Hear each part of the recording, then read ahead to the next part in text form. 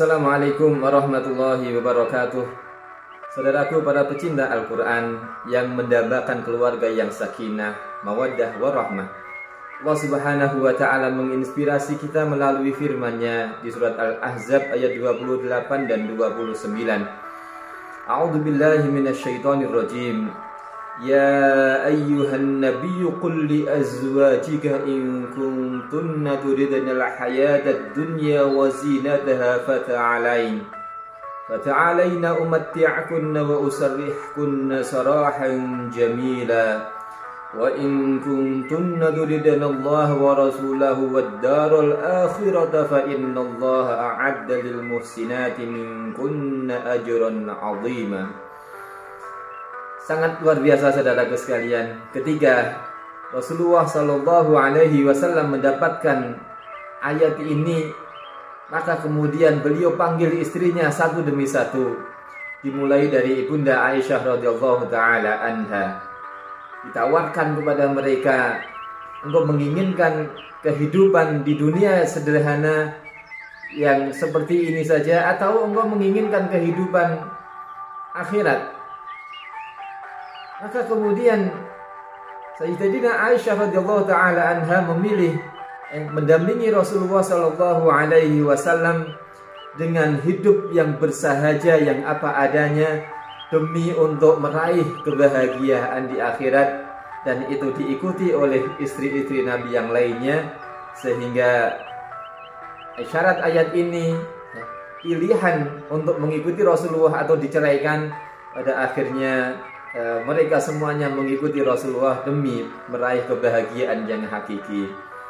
Inspiratif sekali saudaraku sekalian, bagaimana kita membangun keluarga itu yang dibentuk dengan visi yang sangat jelas ke depan. Keluarga tidak hanya sekedar bertemunya seorang laki-laki dan seorang perempuan, tidak hanya sekedar kemudian lahir anak-anak, kemudian menyekolahkan anak-anak, mencarikan pekerjaan, dan setelah itu mati begitu saja tanpa meninggalkan apa-apa dan tanpa tujuan yang luar biasa. Melalui ayat ini Allah Subhanahu wa ta'ala membimbing kita agar keluarga itu dibangun atas visi besar yang melebihi batas-batas kehidupan di dunia, jauh ke depan, sampai kemudian bisa merasakan kenikmatan di surga bersama-sama. Maka orientasi ini harus dibangun dengan pemahaman yang jelas, memahami bahwa sesungguhnya adanya pasangan, anak, harta, rumah, semuanya ini adalah bagian dari perhiasan-perhiasan dunia yang tidak boleh melalaikan kita dari tujuan yang hakiki. Allah Subhanahu wa ta'ala mengingatkan kepada kita sekalian, zuyyina lin-nasi hubbus syahawati minan nisa'i wal banin wal qanatiril muqantarati minadh dhahabi wal fiddah wal khailil musawwamati wal an'am wal harth. Dihiasi kehidupan di dunia ini dengan apa? Dengan pasangan, dengan anak, dengan perhiasan, dengan kendaraan, dengan aset, tanah yang terhampar, harta benda yang banyak. Tetapi Allah sampaikan, dzalika mata'ul hayatid dunya. Semuanya itu hakikatnya hanyalah sebuah perhiasan kehidupan di dunia. Maka yang harus kita pahami saudaraku sekalian, yang namanya perhiasan itu bukan hakikat sesuatu. Gambarannya sederhana. Ketika seorang wanita mempunyai kalung, mempunyai gelang, mempunyai cincin, maka kalung, gelang, cincin itu bukan hakikat wanita itu. Adanya kalung, cincin, gelang itu bisa menambah wanita itu semakin cantik, semakin tampil dengan baik. Tetapi kalau toh tidak ada perhiasan itu, wanita itu tidak memakai kalung, tidak memakai gelang, tidak memakai cincin, ya tetap saja wanita itu hidup, tetap saja wanita itu terlihat cantik dengan potensi yang ada dalam dirinya. Jadi inilah yang harus kita pahami saudaraku sekalian. Perhiasan itu bukan hakikat sesuatu. Maka kalau kita memanage keluarga kita hanya untuk perhiasan-perhiasan itu, mengejar kebahagiaan diukur hanya dengan adanya istri, adanya anak, adanya kendaraan, harta benda dan sebagainya, maka ini sesuatu yang nisbi saudaraku sekalian. Kalau ini ada, alhamdulillah, kita nikmati sebagai bagian dari fasilitas kehidupan di dunia. Tapi keberadaan ini jangan sampai melalaikan kita sehingga kita lupa dengan tujuan utama kita.